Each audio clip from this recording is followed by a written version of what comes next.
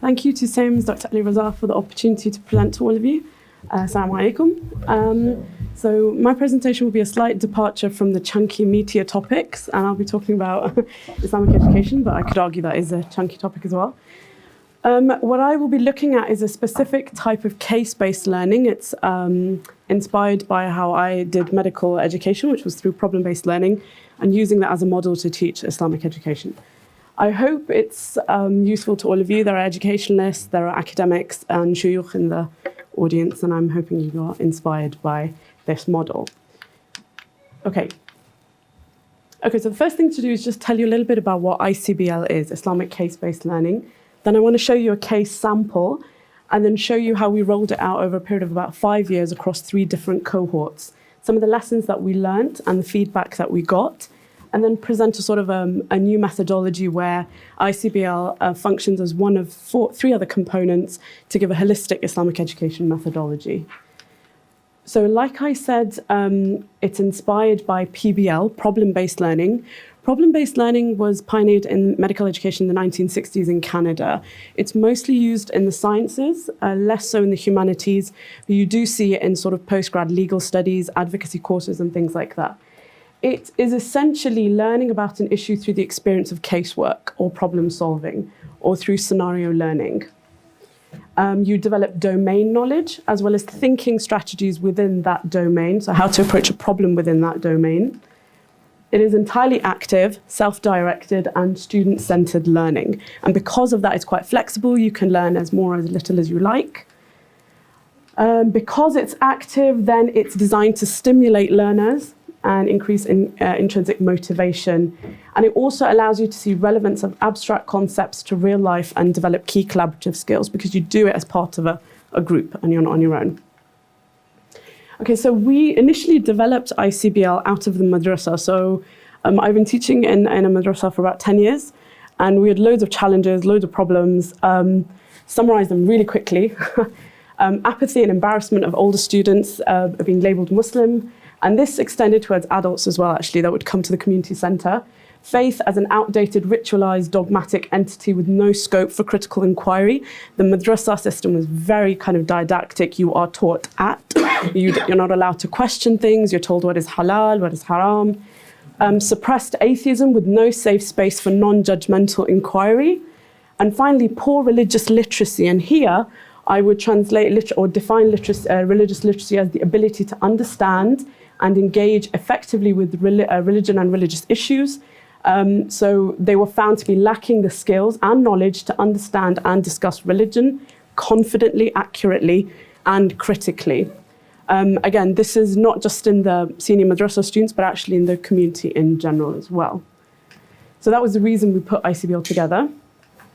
The way it works is it's typically like a round table discussion, 12 to 15 students. You can go as little as 4 or 5, but no more than 15 because it's hard to contribute meaningfully in any sense.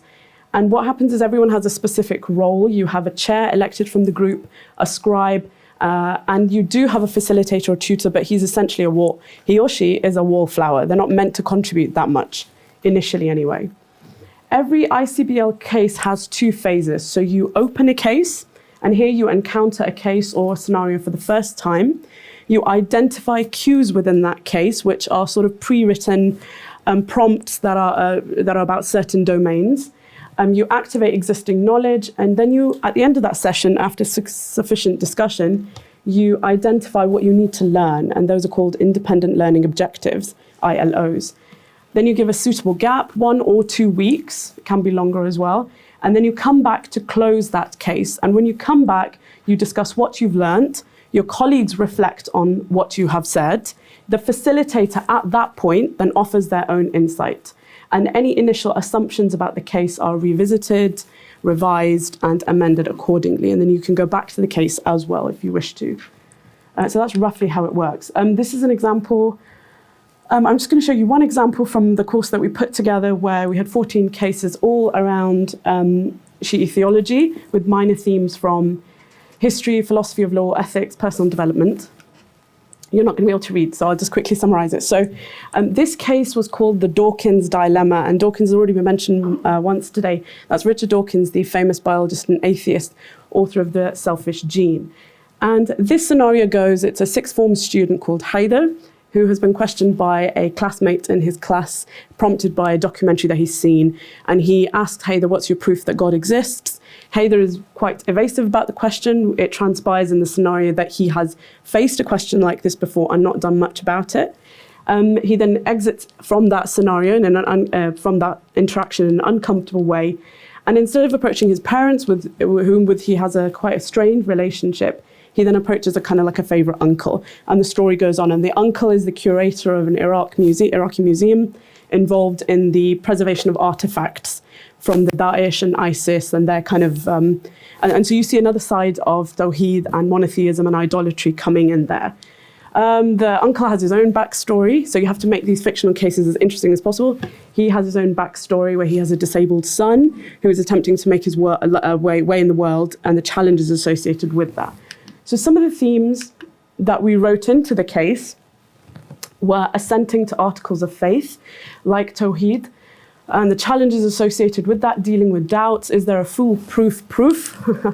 Competing narratives around Tawheed, so ISIS versus mainstream views, new atheism and its challenges, extremist ideologies, disability, stress, parental responsibility. So you can make these cases as rich as you like. Okay, so how did we find people responding to them? So I'm just going to show you 3 cohorts that got versions of this. Cohort A was our shortest cycle. It was our initial pilot cycle, and it was women only, all professionals over the age of 30.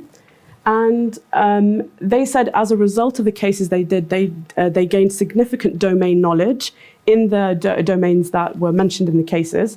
They said they had better retention of information. So many years later, when I spoke to them, they could still pinpoint what they had covered in cases 2-3 years prior.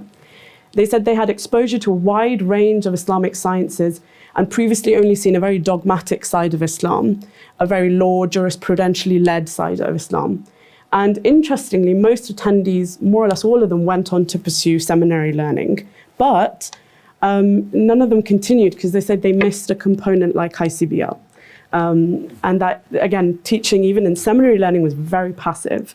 They were taught at. Cohort B is our longest running cycle. That's been running for 3 years, still running, alhamdulillah. They're a mixed group, a bit of a dog's dinner. So we have everyone from senior madrasa students to like 40-year-old mums, and men and women mixed. And actually, there was a lot of strength in that diversity in that group. They also said they got significant domain knowledge, but more importantly, ability to discuss controversial topics in a safe space. Now, because we had them for quite a long period of time, we noticed through case learning that there's a significant mentoring aspect that goes along with case learning, and we could see that. So to give you an example, we had I think she was 15, 16 when she did the first cycle with us, this girl, young girl, she hardly spoke. She was one of the senior madrasa students. She was painfully shy. And after a year of not speaking very much, continuously for a year, week in, week out, the following year, she entered a speech competition completely unprompted. And, she did incredibly well, was very, very eloquent, and a bit of a feminist as well. So, and then she came up to me later and she goes, well, iCBL gave me the courage to be able to speak. So week in, week out, because they were engaging in critical analysis, data mining, presenting that information, there was a significant mentoring aspect that was noticed. Cohort C is also currently running. It is a short cycle, and that's mostly been with conservative women, professionals, homebodies over the age of 35. Virtually everyone in that group has children, at least like 5-6 years old. And again, for them, you'll see the common theme. They all felt that they had an increase in the knowledge that was around that particular case. But interestingly, they said they could see diversity of thought around sensitive issues like apostasy, where things appear to have just one sort of, kind of quite a homogenous view. But in actual fact, it's contested. There are lots of different opinions. Although there is a mainstream, there are the minority opinions as well. So they said that they saw a lot of diversity of thought. and that there was reactive learning. So what I mean by that is that not only do they get a chance to discuss what's in the case, they can discuss what's going on in their life as well. So we had a philosophy student, although she was the only one that wasn't over 35 in cohort C. She was an A-level philosophy student, and she had a really irate professor. Thank you. She had a really irate professor that would ask her loads of questions, and she never found the answer to them. So we would go through the contingency argument. She wanted to go through why infinite regression was impossible. And so we would find direct solutions as a reaction to the challenges she was facing in her life. And finally, able to put emphasis on practical ethics. So cohort C was our most reflective group, and that's what's important to note, that each group is very different from the next one, depending on the facilitator, depending on the experience of the group. And I think because of that demographics, they were all mums, they were all they wanted to know how they could, improve their children's lives, or, I mean, you might argue with me on that, but they were very reflective, and every session almost always ended as a giant counselling session amongst ourselves. There is one problem then that happens with iCBL, that even if you have cases, there's an issue with standardization, because cohorts will approach the same case differently, sometimes generate ILOs that we had never written in the case and go slightly off track or off topic, not massively, but a little bit. Okay, so that's just in a nutshell some of the things we found. So bearing in mind, let me just speed up because I can't handle the 1 click, 2 click. It's too stressful. Okay, so what I would argue is, based on what we've learned, that case learning has to function as part of other components that are already in place in your education methodology. So I would argue case learning as an active, student-centered approach. It allows students to make interdisciplinary connections. So they may discuss fiqh, they may discuss philosophy, mysticism, spirituality. And it's in those kind of fault lines where those meet that the most exciting area for research is, I think, because you discuss things slightly out of context. So iCBL allows you to do that. You engage in collaborative learning from other people, and most importantly, critical analysis. Then you have to have a component of didactic teaching, which is passive, teacher-centered learning with an expert, and there's no doubt that is suitable to certain subjects, and I'm not saying that you shouldn't have that at all. Then because iCBL doesn't, certain groups show more mentoring than others, I think there has to be a separate component for mentoring individuals in general. And when we say mentoring, we mean from 2 aspects. One, mentoring towards key life skills. So this is just literacy in general, learning how to research, to speak, to write. And you can do this through a competency system, actually, that you can build into your methodology. So many workplaces have competency systems where they gradually train people up. And then the other aspect of mentoring should be personal development. And here I would say sort of group-based reflective sessions, a bit like our cohort C, on practical ethics and akhlaq. Yep, last slide. And we can use for that something called balanced style groups, which you see in medicine and psychiatry quite a lot, where doctors will come in with their peers and reflect on the emotional experience of caring for patients and things like that. So you can actually apply that in practical ethics separately. And finally, absolutely important is community work, because regularly what we would flag up as issues and challenges in casework, we felt week in, week out, we were flagging them up, but we weren't resolving them. And it made the people in the group quite despondent. They were like, well, what can we do about this?